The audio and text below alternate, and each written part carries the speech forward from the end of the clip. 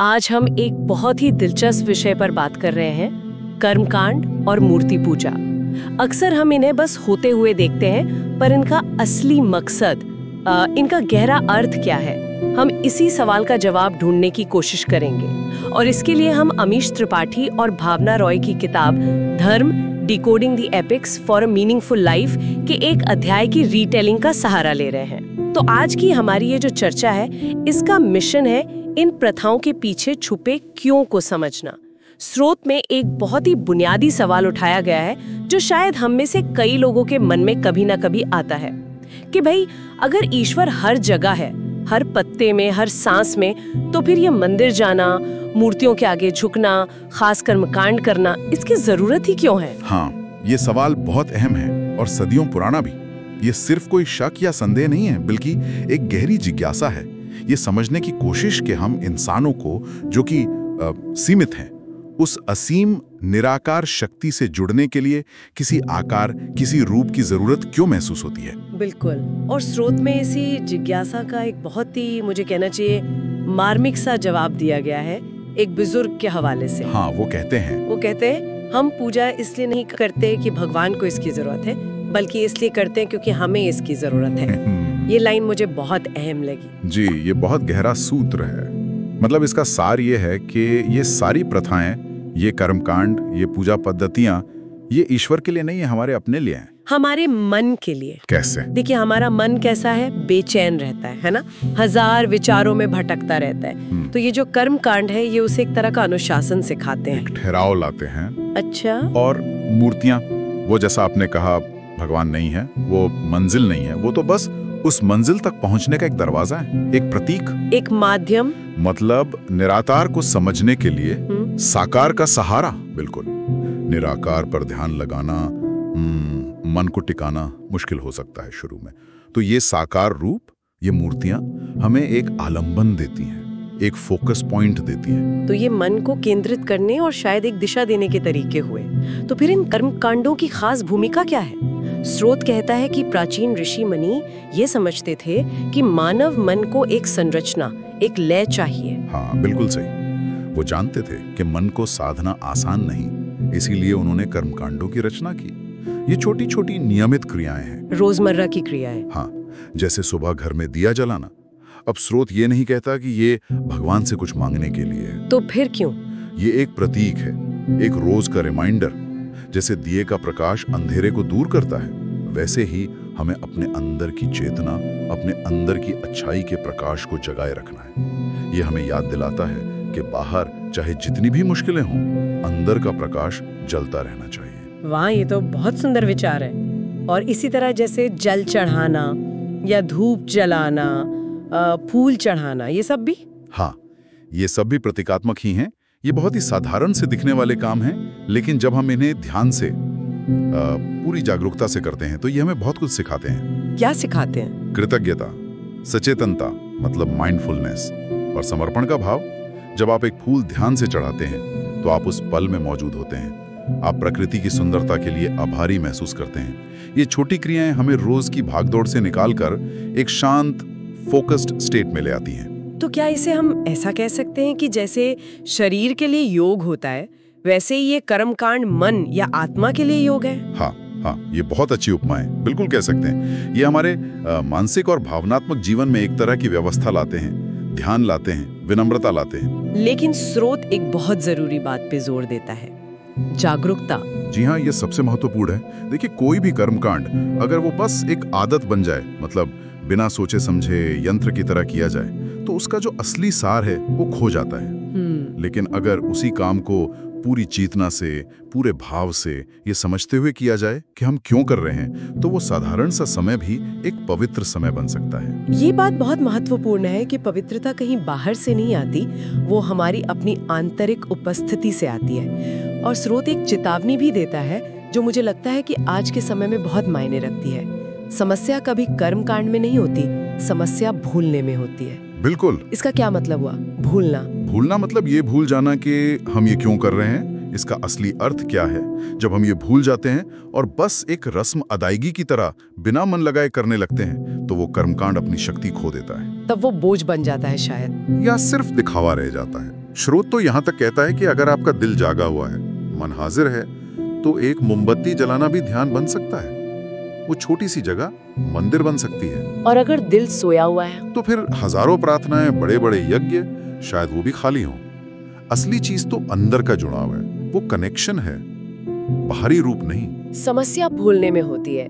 ये वाकई सोचने पे मजबूर करता है। अच्छा, अब मूर्तियों पर आते हैं। मूर्ति पूजा को लेकर तो अक्सर हमारे समाज में बहुत बहस होती है। हाँ, होती है। स्रोत मूर्तियों के अर्थ को कैसे समझाता है? क्या ये अंधविश्वास है? नहीं, स्रोत बिल्कुल साफ कहता है कि मूर्तियां अंधविश्वास की चीजें नहीं है। वे गहरे आंतरिक सत्यों और मानवीय आदर्शों के बहुत शक्तिशाली प्रतीक हैं, सिंबल्स हैं। प्रतीक कैसे? वो निराकार विचारों को, गुणों को एक आकार देते हैं ताकि हमारा मन उनसे आसानी से जुड़ सके, हम उन्हें देख सकें, महसूस कर सकें। कोई उदाहरण देंगे? हाँ जरूर। जैसे भगवान गणेश की मूर्ति, जब हम उन्हें देखते हैं तो हम सिर्फ एक हाथी के सिर वाले देवता को नहीं देखते।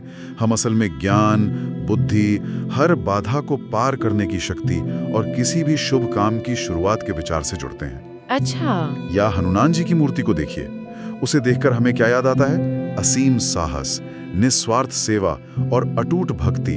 हाँ। कृष्ण की छवि हमें प्रेम, जीवन का उत्सव और अहंकार से मुक्ति की याद दिलाती है।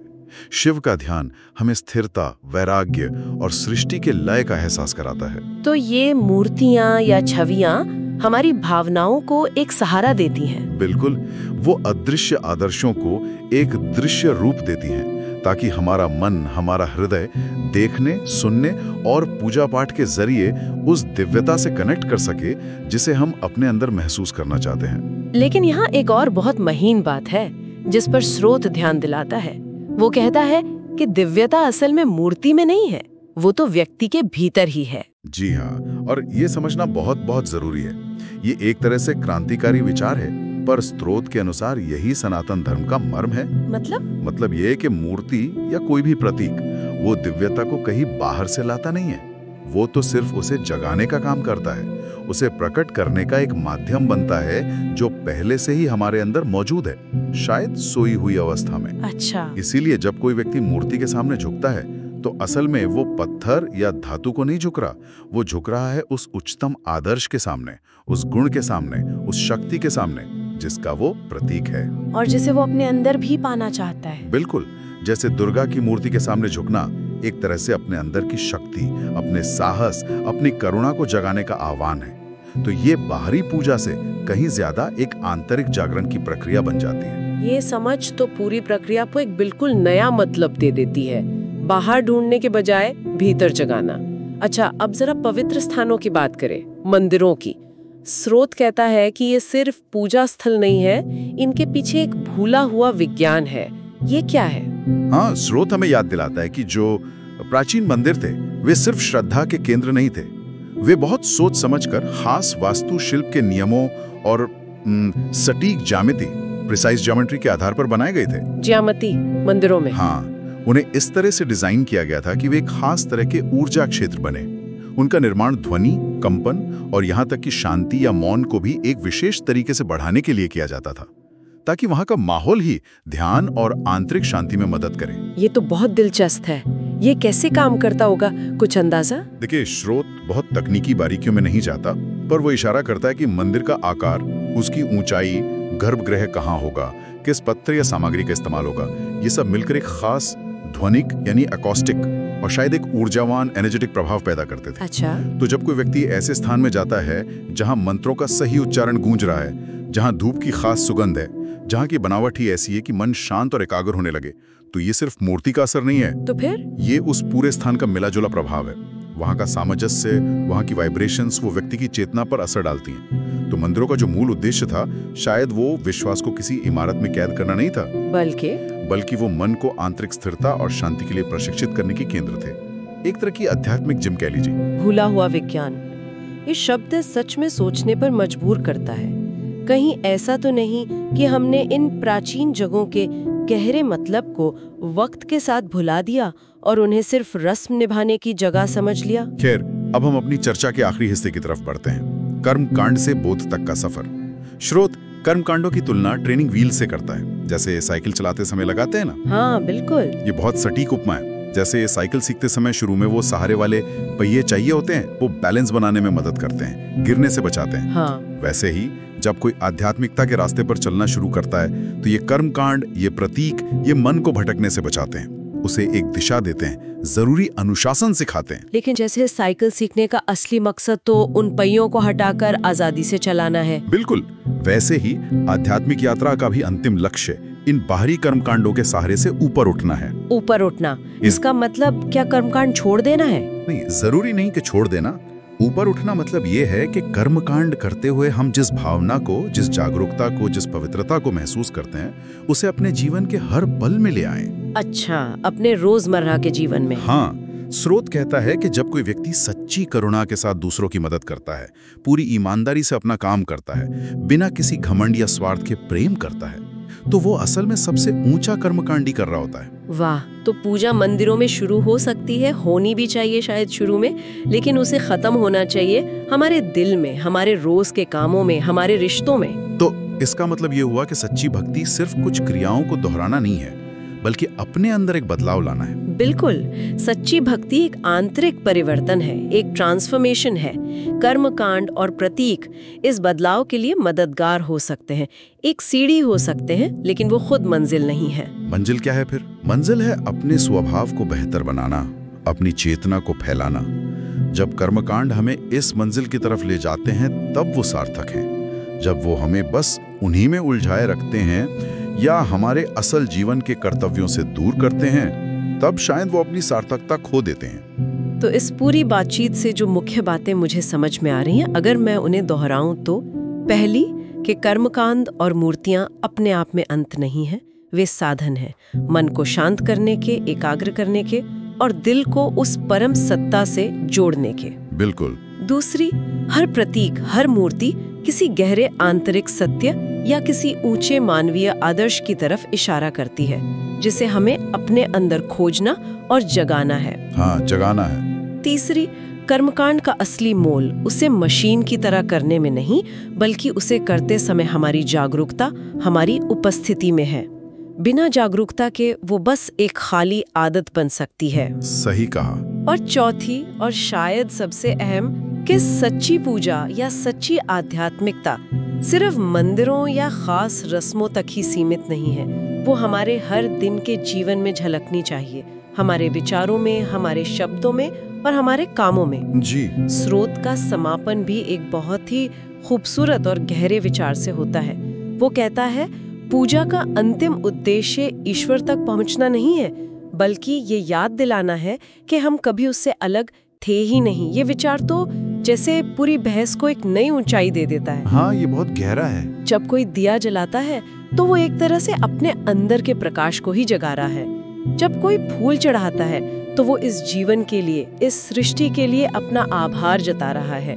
और जब कोई मूर्ति के आगे झुकता है तो वो असल में अपने ही अंदर मौजूद उस दिव्य संभावना, उस उच्चतम क्षमता के सामने नमन कर रहा होता है। बिल्कुल।